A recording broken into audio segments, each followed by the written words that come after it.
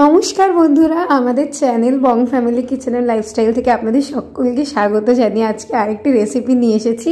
তো আজকে আমরা বানাবো একটি ভিন্ন রকমের মাছ যেটির নাম সিলভার বেলি। তাহলে চলুন রেসিপিটি সম্পূর্ণ দেখে নেওয়া যাক। তো প্রথমে আমরা এখানে কড়াই নিয়ে নিয়েছি, কড়াইতে আমরা সামান্য তেল দিয়ে নেব। আমরা এখানে সরষের তেল ব্যবহার করেছি, আপনারাও সরষের তেলটাই ব্যবহার করবেন। এবং এই মাছটা হয়তো অনেকেই চেনেন এবং অনেকেই চেনেন না।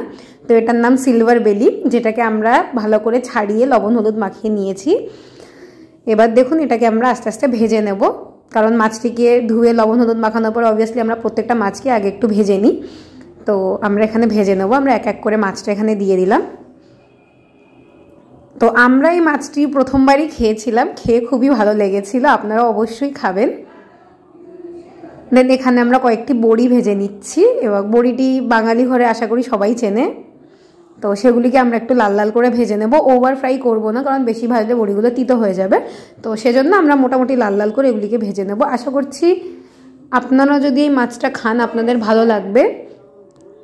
তো আজ মোটামুটি কয়েকদিন পর আমি রেসিপিটি নিয়ে এলাম, তো ভাবলাম আপনাদের সাথে একটু অন্য ধরনের রেসিপি শেয়ার করা যাক। তো সেজন্য এই মাছটি নিয়ে এসেছি, যেহেতু আমি এটি প্রথমবারই খেয়েছি সেজন্যই আর কি আপনাদেরও দেখাচ্ছি। তো এখানে আমরা তেলের মধ্যে একটু কালো জিরে দিয়ে নিয়েছি। তো আপনারাও কালো জিরে এবং কাঁচা লঙ্কা দিয়ে যে ঝোলটা হয় সেটা খুবই সুন্দর লাগে।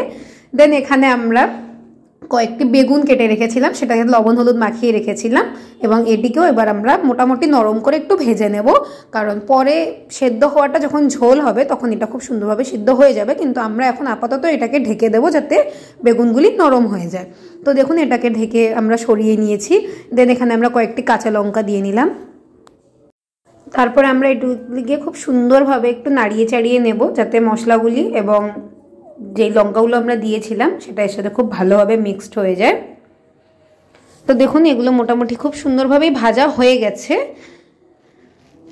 তো এই রেসিপিটি মেনলি যদি বলা যায় তাহলে খুবই সহজভাবে আপনারা বানিয়ে খেতে পারেন, এবং আমার চ্যানেলে বেশিরভাগ রেসিপি খুব সহজভাবেই বানানো যায়, তো আপনারা অবশ্যই ট্রাই করতে পারেন। দেন এখানে আমরা ভেজে রাখা মাছগুলি, আবার যেগুলো আপনারা বড়িগুলিকে ভেজে রেখেছিলাম সেগুলোকে আমরা সরিয়ে রেখে দিয়েছি। দেন এখানে আমরা পরিমাণ মতো জলটা দিয়ে নিলাম, আপনারা ঝোলটা আপনাদের হিসাব মতো বানাবেন। এবং এখানে স্বাদ মতো লবণ দিলাম এবং হলুদটা দিয়ে দেবেন। তো দেখুন আমার মনে হয় না যে এই রেসিপিটিতে এমন কোনো কিছু আছে যেটা কারোর বাড়িতে থাকবে না বা অ্যাভেলেবেল পাওয়া যাবে না, খুবই সহজভাবে আপনারা এই রেসিপিটি বানাতে পারবেন। দেখুন ঝোলটি এবার খুব সুন্দরভাবে ফুটে উঠেছে এবং কালারটা দুর্দান্ত হয়েছে, খেতে এর থেকেও বেশি সুন্দর হয়েছিল। আপনারা যখন বানাবেন অবশ্যই খেয়ে বলবেন কেমন লাগছে। দেন তারপরে আমরা এখানে মাছগুলিকে অ্যাড করে দিচ্ছি একে একে। তো মাছগুলি আমি প্রথমবারই খেয়েছিলাম, তো আমার তো খুবই সুন্দর লেগেছিল, আপনারা অবশ্যই একবার ট্রাই করবেন, আপনাদের কাছে এইটুকুই রিকোয়েস্ট। দেন এখানে আমরা বড়িগুলিকেও এর মধ্যে দিয়ে দিয়েছি। আমাদের মোটামুটি রান্না প্রায় শেষ, কারণ এতে আমরা আর কিছুই ব্যবহার করছি না।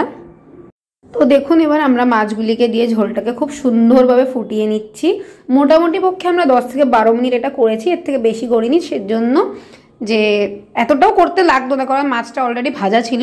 কিন্তু যেহেতু আমরা এর মধ্যে বেগুন দিয়েছি সেজন্যই আমাদের একটু ফোটাতে লেগেছে। দেন আমরা এখানে গ্যাসের ফ্লেমটা অফ করে দিয়েছি এবং এটিকে সার্ভ করে নিয়েছি। তো যেরকম আমি বললাম, আবারও বলছি, রেসিপিটি খেতে দুর্দান্ত হয়েছিল, আপনারা অবশ্যই একবার ট্রাই করবেন। আশা করছি আপনাদের ওখানেও মাছটি অ্যাভেলেবেল থাকবে, তো অবশ্যই বানিয়ে খাবেন। এবং কে কে এই মাছটিকে আগে থেকেই চিনতেন অবশ্যই আমাকে কমেন্টসে জানাবেন। সো দেখা হচ্ছে নেক্সট ভিডিওতে, ততক্ষণের জন্য আপনারা সবাই সুস্থ থাকুন, ভালো থাকুন, এবং যদি আমাদের রেসিপিগুলি আপনাদের ভালো লাগে অবশ্যই চ্যানেলটিকে সাবস্ক্রাইব করে দেবেন এবং ভিডিওটিকে একটি লাইক করবেন। নমস্কার।